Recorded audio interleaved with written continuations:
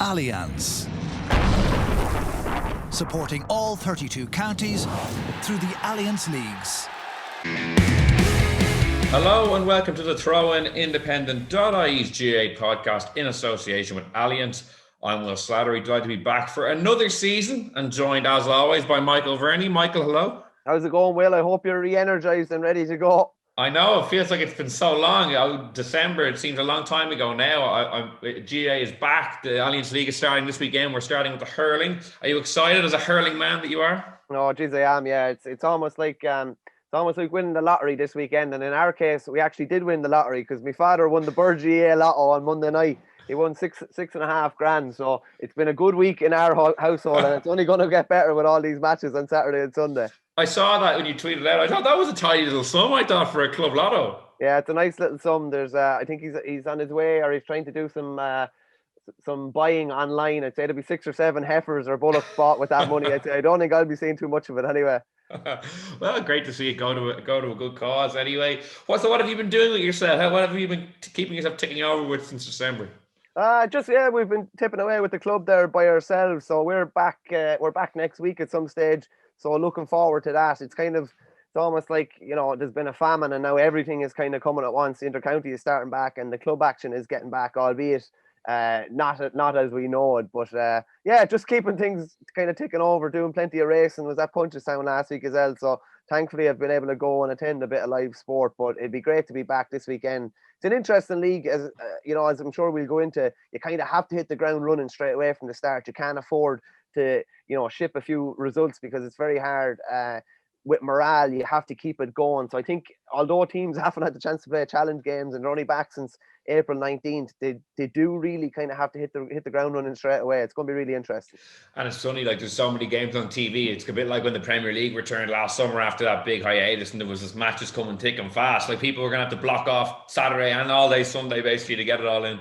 Yeah, I think you have to be clever with what you're watching as well, or you literally could be burnt out every Sunday evening. So you probably have to be single and childless as well to fit it all in as well, I'd say. That's true too. And if you're not single and childless, you probably will be single by the end of it all if you're not careful, I'd say. Yeah. No, there's a lot to look forward to, and we're delighted to welcome Vincent Hogan and John Mullane for our chat ahead of the Allianz League kickoff this weekend. Guys, how are things? How's it going, Will? And just in case some listeners mightn't be 100% up to date on the format this year, Division 1 is split into Groups A and B, 2 groups of 6. Teams will play 5 games each, and there won't be a league final this year. The 2 teams who finish top of their respective tables will be crowned co-champions unless they meet in the championship, which they'll turn into a de facto league final. The bottom 2 teams will play in a relegation playoff, which I think is the curtain raiser to the All-Ireland Hurling final, or at least it's slated to be at the moment, Vincent. So with all those kind of permutations swirling around, what are your thoughts going into the league? Are you expecting to glean anything, particularly out of it going into the championship, or is it just a way for teams to build up that bit of stamina ahead of the bigger tests to come?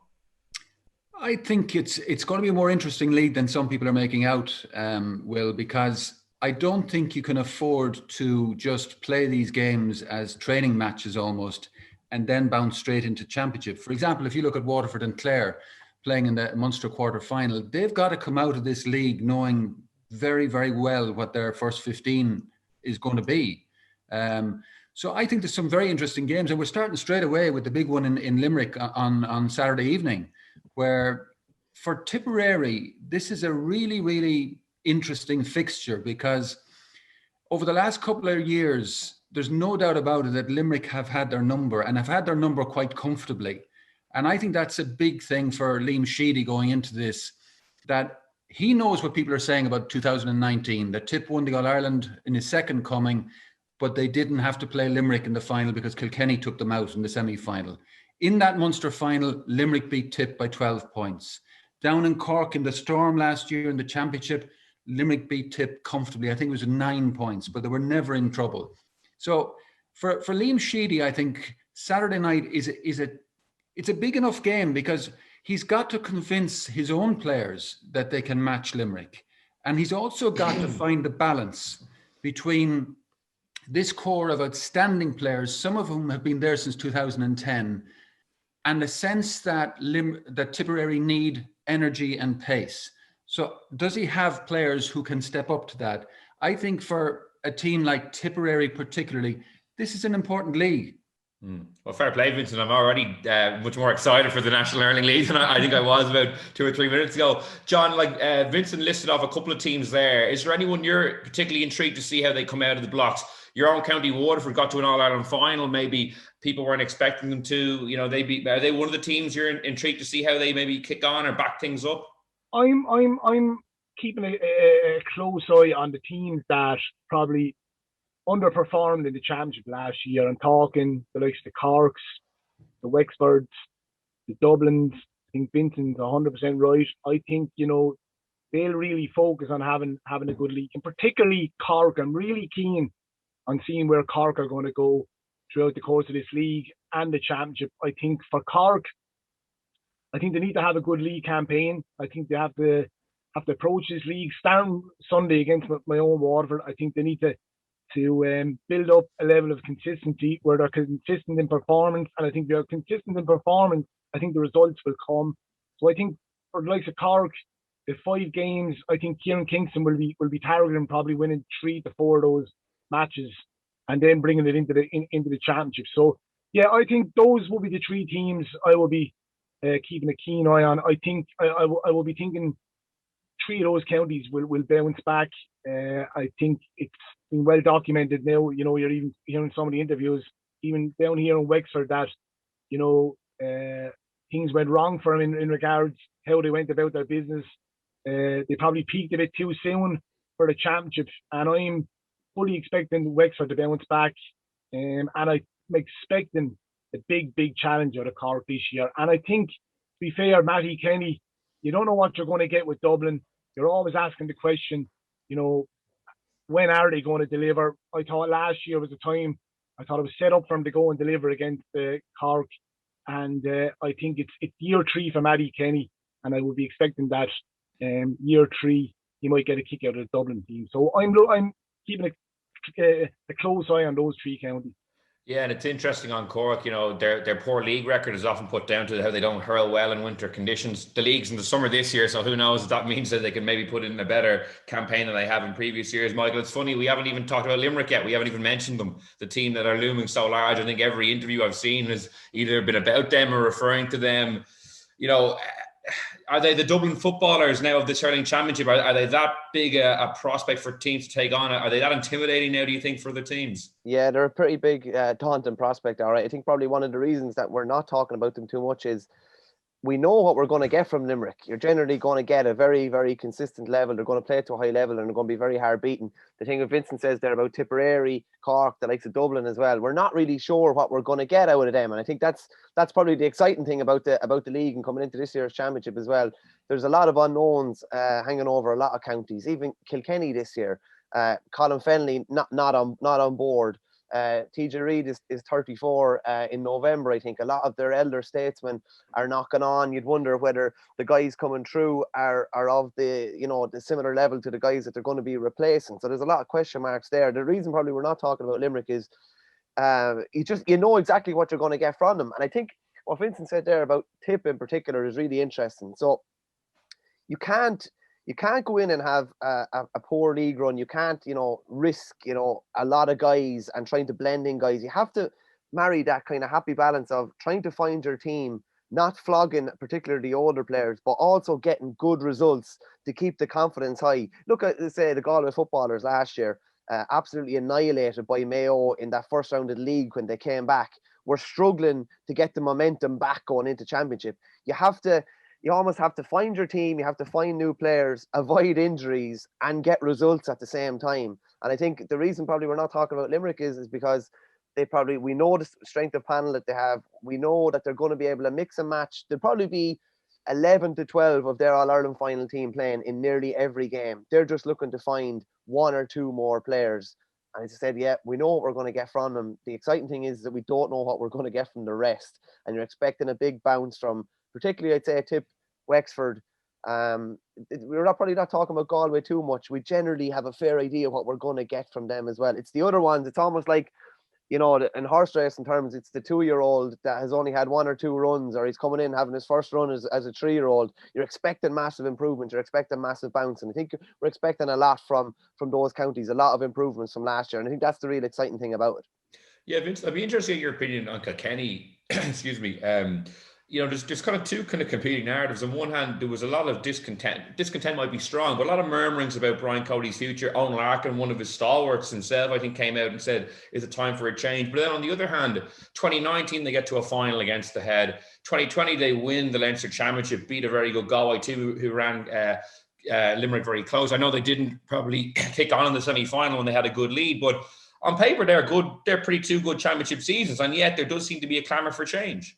Yeah, looking at it from the outside, well, it is a bit bizarre. And I think, Michael, myself, you probably were down in Hotel Kilkenny 2019, the week of their All-Ireland quarter-final against Cork.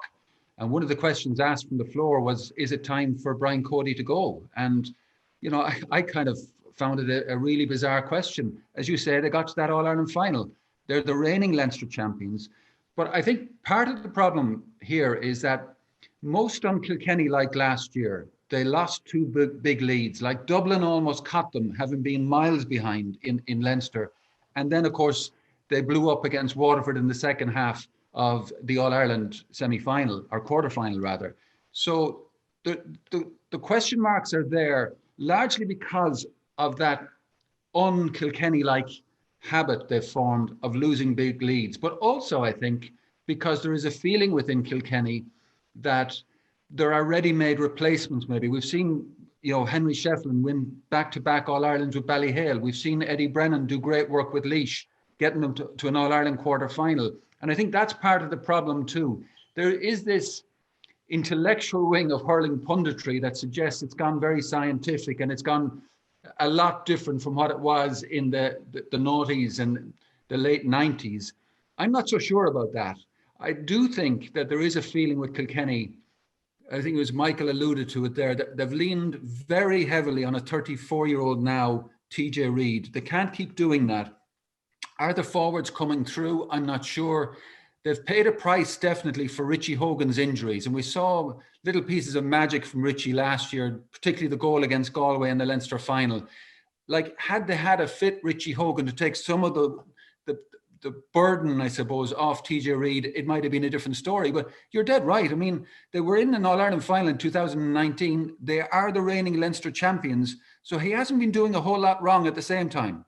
Yeah, John, what's your view on that? I know you've been pretty supportive of Brian Cody over the last couple of years. Are you surprised that some of his kind of former lieutenants have come out and voiced an opinion that maybe it's time for a change, or do you think they're right? Well, Vincent used the word bizarre. I would use the word bonkers. I think it's bonkers that they were even considering, getting rid of their greatest ever manager, probably the greatest ever manager that, ever, we ever came across in the GA world. And I would echo what Vincent said. They're just not there with it. He doesn't have the personnel that he had before. What he's after doing in his last few campaigns of winning a national league, getting him to an All-Ireland final. If Richie Hogan wasn't sent off, they could have won that final. They won the Leinster final last year, which was an incredible achievement. They flattered the deceiving against Waterford in the second half, likewise against Dublin. But look, let's not forget, the environment we were playing under last year. You weren't going into any dressing room at half time. The Kilkenny players were coming up to the back of the Cusack stand, weren't going into a warm dressing room. So you got to take all that into account. But I just think it's absolutely bonkers that people are even suggesting that they should get rid of Kilkenny, get rid of Brian Cody and get someone else in. He's done an incredible job over the last couple of years. I would just say on that, Will, as well, the big question is, like, are Kilkenny underachieving with the talent that they have? No, they're definitely not. If anything, to me, they are overachieving. And I would stand up Kilkenny win the league in 2018, beating Limerick in 2019, and even winning the Leinster last year as three of the biggest achievements in Brian Cody's career. But yet there seems to be a clamour, and like I'd say, it wouldn't be a stretch to say in Kilkenny it's kind of 50-50 about whether he should be there this year or not, generally talking to people on the ground. But maybe expectation levels need to be lowered in Kilkenny, because they're coming off probably an unbelievable era under Cody. And look, maybe the expectation is there that they should be winning All Ireland every 2 or 3 years. I mean, that's just crazy. I mean, you look at it. They haven't. When was the last time they won an under 21? 2008. When was the last time they won a minor title? So he can. You can only play with the hands, with the cards which are dealt with, and the cards that you have at the moment. And look, he's going to be down Colin Fennelly as it is. Walter Welch ain't getting any younger. Richie Hogan ain't going to get any younger. And I think this year, I think there's one thing about Cody. He always learns from a defeat, and I think he will learn from the Waterford defeat last year. And he will be saying to the lads that were playing that day, probably left them down the second half, saying, look, no one going to be guaranteed their place. You've a couple more young players. He'll bring in a couple more young players. And I say you'll see a sprinkle of lads throughout the course of this league. And look, I still think there'll be a match for anyone. And Verney's 100% right. Let's be honest with it, lads. Kilkenny didn't beat Limerick 2 years ago. We will now be talking up Limerick going for 4 in a row. So, down in Kilkenny, they want to be careful what they wish for. Yeah, no, it's definitely set up to be an interesting campaign from their perspective. Vince, another team that's intriguing is Galway. There's a good piece in today's Irish Independent, Donegal Boyle, talking to their former manager, John McIntyre, just about where they're at, because you can kind of almost forget, because Limerick are getting so much praise, that they were level with Galway and Limerick were level going into injury time in that All-Ireland semi-final. In 2017, when they won that All-Ireland, people thought they would kick on, potentially add 1 or 2 more. They haven't been able to do that. But do you think, are they the next best placed team to challenge Limerick? What are your thoughts on that? It's hard to say, Will. That was a very strange semi-final, I think, that game against Limerick. It was level going into injury time. They had lost Cathal Mannion to injury. They had lost Joe Canning to injury. We had the extraordinary situation of Joe Canning hitting 4 line balls over the bar. We'll never see that again, I think, in our lifetime. I never felt Galway were going to win that game. And yet they were right there, right to the end. I think Limerick got the last 3 points in injury time to pull away. But physically, Galway are the one team that can go toe-to-toe with Limerick. They have the ability to take points from distance. But I do think there's a sense in Galway that Joe Canning, Johnny Cohen, these guys, they're not getting any younger. And for Shane O'Neill, this is a big year. They've got to kick on. If they're going to be All-Ireland contenders this year, they need these guys to put in big performances. And I think that's the anxiety in Galway, if you like, that the point is going to come where these guys step away. Now, are there replacements there? Where we saw, was it Evan Nyland come on in that semi-final, and he was outstanding in the just brief little cameo, got a magnificent point, scored a really difficult free. There was a rumour he's not around this year. I'm not sure about that. But Galway have to kick on, and they've got to kick on quickly. And what's interesting about this league is 1A is a much more difficult league grouping than 1B. You've got Limerick, you've got Tipp, you've got Galway, you've got Cork, you've got Waterford. The general expectation is that Westmeath will be the fall guys there, and that they'll go into probably a relegation playoff against Laois or Antrim. I think Galway, they're definitely one of the teams that can put it up physically to Limerick. I'm not sure they were as close to Limerick, though, in that semi-final as the scoreline suggested. I always felt there was possibly another gear in Limerick to kick on if they were in trouble.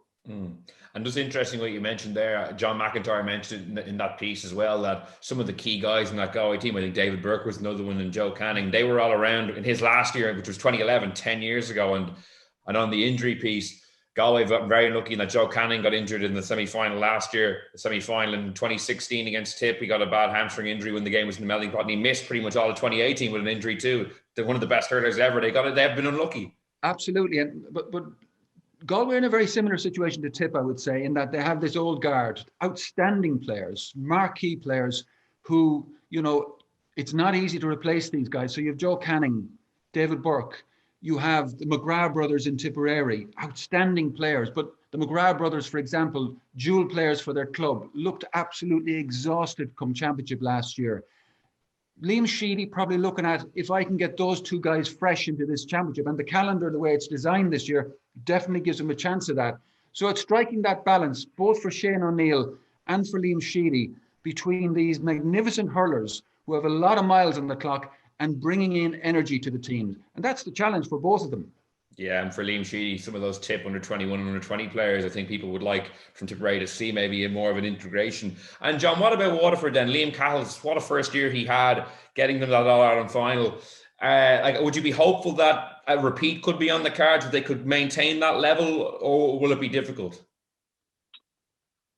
I think, look, you relate back to when they got the All-Ireland final in 2017, and in the following year, it's always very difficult, particularly out from a county outside the traditional counties of Corks, the Kilkennys, and the Tipperarys, to follow it up and get back to an All-Ireland final.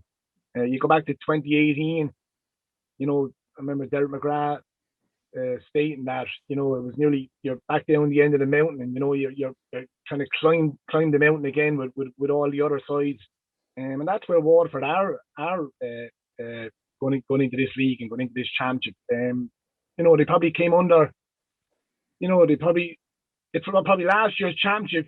It was the expectation levels weren't there, so it probably suited Liam Cattle. And I suppose, look, probably Wexford find themselves in where Waterford were last year, and now Waterford probably find themselves where Wexford were last year.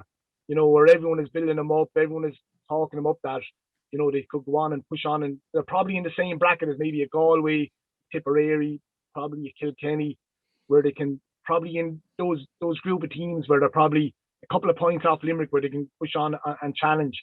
I suppose, look, that's going to be the challenge for Liam Cattle, to get to rally the troops again, and are they going to be hungry enough to get back to those levels again and try and get back to another final? It's going to be very difficult.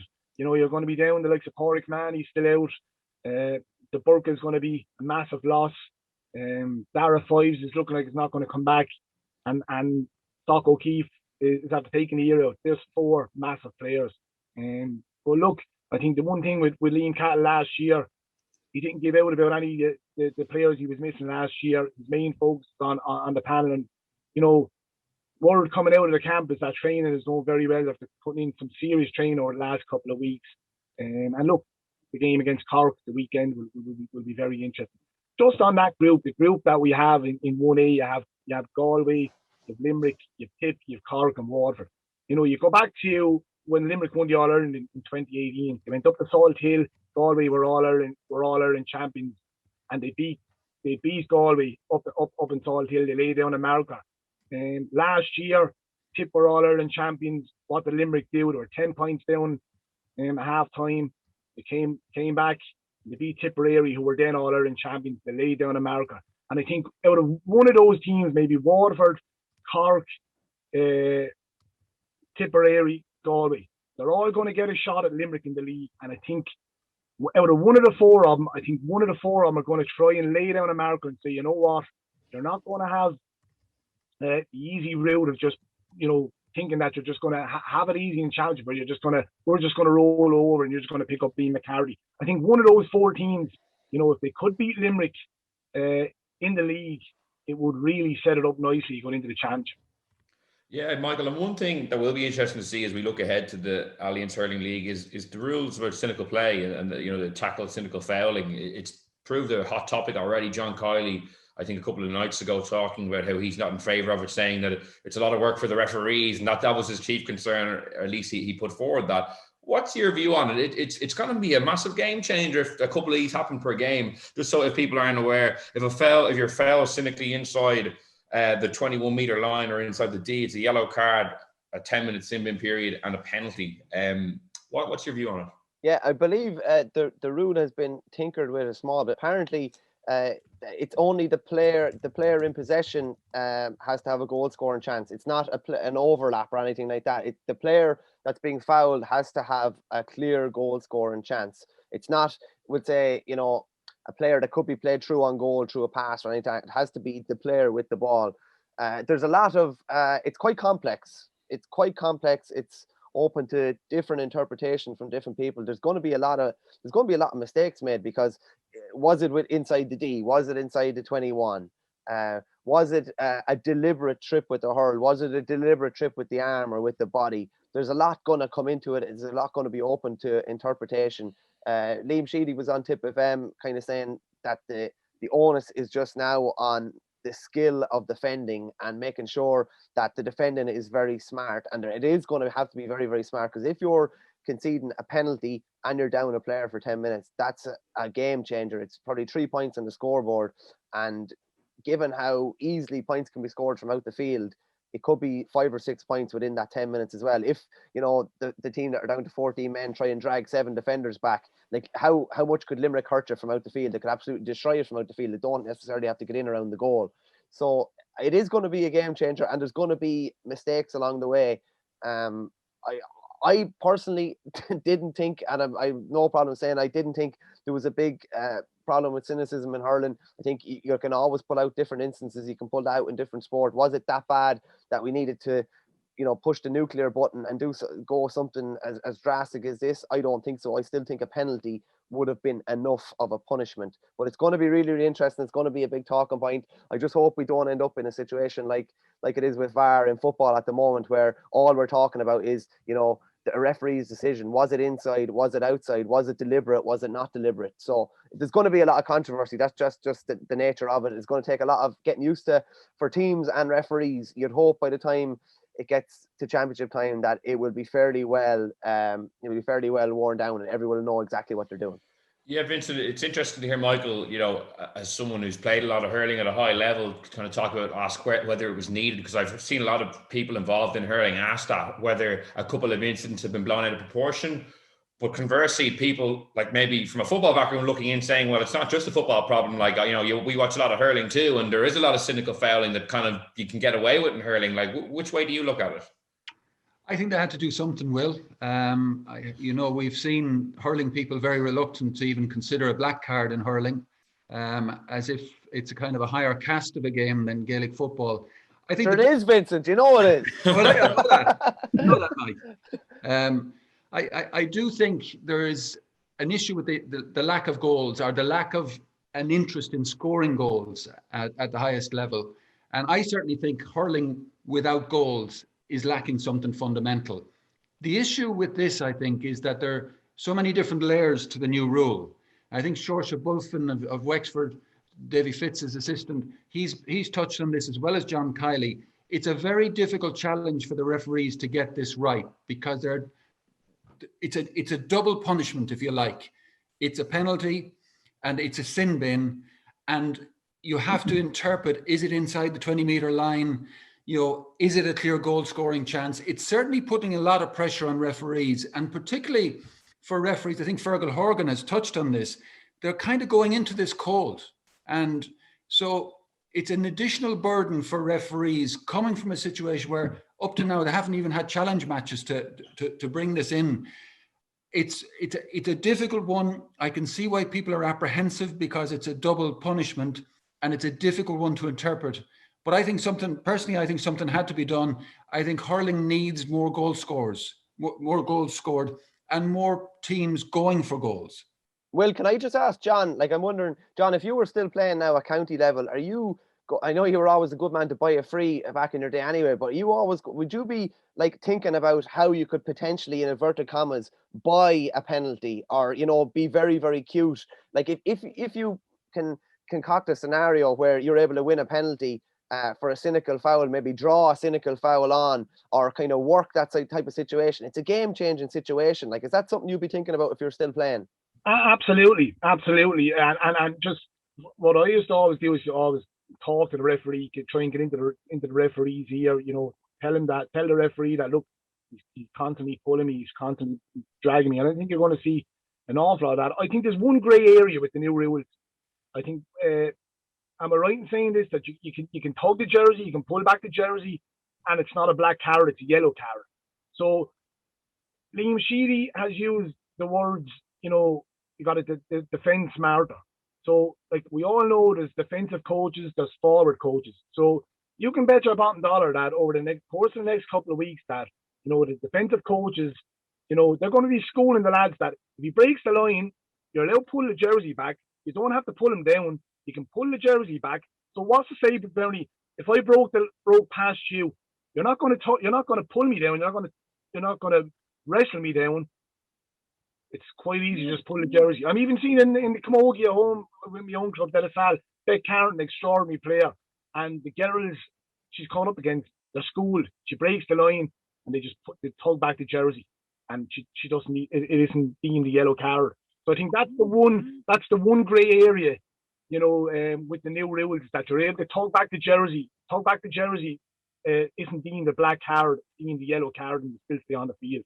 So I think the referees have got to be very mindful of that going forward. If I could have got close enough to you, Mull, I would have pulled the jersey, but unfortunately I didn't.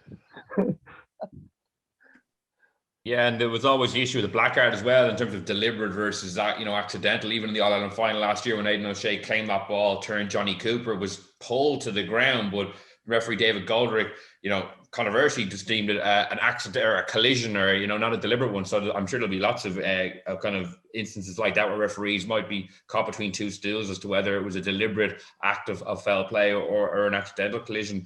I suppose just to bring our Allianz Hurling League preview to an end, Vince. So of the two groups, who are you looking at to come out on top in them?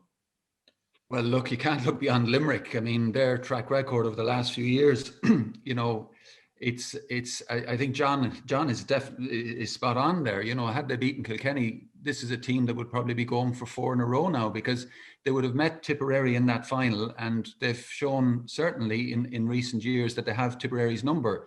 So they're in the toughest group. They've brought in a few young guys into the squad, but I think what we've seen with Limerick is, they've brought in the likes of Peter Casey, who, as a sub last year, who kind of would start in any other team. Seamus Flanagan, they have so much strength and depth, and they've so many different ways of winning games. You'd have to think that they're probably going to top that group. It's not beyond the bounds, incidentally, that it could be a repeat of last year's league final if Clare get to a Munster final, that it could be Limerick and Clare again in a league final, doubling up. But that Clare, Kilkenny, Dublin, Wexford one, it's hard to call that one. An interesting game straight away, Wexford against Laois. They play in a Leinster quarter-final later in the year. They'll both be going for it down there. But the big one is probably the following weekend in Ennis, where Davy Fitz goes in with Wexford into Clare. We all know what happened when they played in the championship last year, and Davy being abused by one of the backroom team from behind the dugout. Wexford completely underperforming in the championship last year. See Dee O'Keefe coming out, in the last couple of days, talking about how they got it wrong. And I think this is an issue for certain counties, and Wexford being one of them, where you have genuine dual players. And a lot of those Wexford players ended up with a serious club campaign, both football and hurling, before they went into the Leinster Hurling Championship last year, and they were as flat as pancakes. So I would expect a bounce from Wexford, but definitely their second game going into Ennis against his old friend Brian Lohan in Clare. And Clare, a Clare team, remember, who have John Conlon back, who have Colm Galvin back, no Peter Duggan, but they'll be keen to push on now as well. So I think probably maybe Clare or Wexford come out that side. I think Limerick have to be favourites to top 1A. A few nice subplots there. Michael, what are your predictions? Yeah, probably be looking at Limerick in 1A again, because you know probably exactly what you're going to get out of them. I think 1B is interesting. Teams in 1A are going to have to be, with due respect to Westmeath, they're going to have to be on point for every game. They're going to they should all beat Westmeath, but they're going to have to be on point. You cannot afford to go down to Limerick and ship a 10 or 15 point defeat or something like that. It's just a disaster for your season straight away. Whereas in 1B, I'd say you could throw a blanket over, like when Vincent was saying there, you could conceivably see Wexford, Kilkenny, or Clare topping 1B, with Dublin not too far behind. Those teams are closer together. So if anything, if you're experimenting, it might be easier to do that in the second group, because you probably know you're less likely to take a pace and are less likely to take a confidence kind of sapping defeat. I think Kilkenny and Wexford will try, and particularly Wexford will try and get up to a high level very early and sustain it. When Wexford have gone well in 17 and 19, they were playing well in the league, and they're able to sustain it and maybe a little bit of a rise for the championship. So I think I'd probably go maybe Wexford in Group B, and you'd have to fancy Limerick in Group A. And John, I'll give you the last word. Yeah, look, I echo Limerick. I think Limerick are where the Dubs are under Jim Gavin. I think they are where Kilkenny were under Cody. They were unbeaten last year.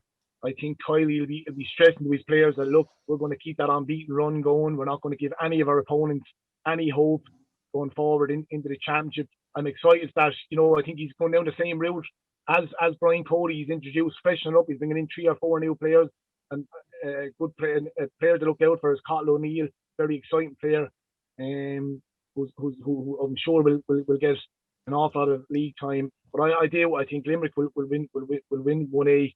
I don't think they'll lose too many matches. I think they'll want to keep that winning streak going.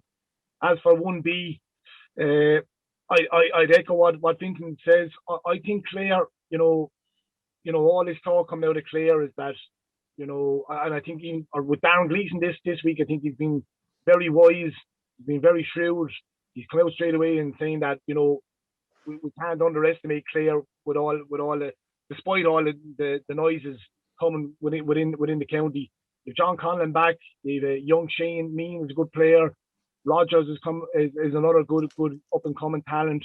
As Colin Galvin is another player. There's 4 players that they didn't have last year. And look, they have Tony Kelly in the peak of his powers. I think it'll come between Clare, Wexford, but I have a funny feeling that the Dubs might do something in the league, and I think that's an interesting fixture the weekend. If the Dubs could beat Kilkenny the weekend up in Parnell Park, they have Clare at home in Parnell Park. If they could win 4 out of their 5 games, so I think there might be a bit of value in someone like Dublin getting to the final. So I would maybe go Dublin and Limerick. Interesting. And the season starts now, and isn't it great to have it back? Vincent, John, Michael, thanks so much for joining me. Thanks, Will. That's all we have time for on the Throne this week in association with Allianz. Thank you so much for listening. We'll be back next week with a review of all the Allianz Hurling League action, as well as looking ahead to the Allianz Football League, which is kicking off as well. In the meantime, you can subscribe to us on iTunes, SoundCloud, or listen on independent.ie. So until next week, thanks for listening, and goodbye. Allianz, supporting all 32 counties through the Allianz Leagues.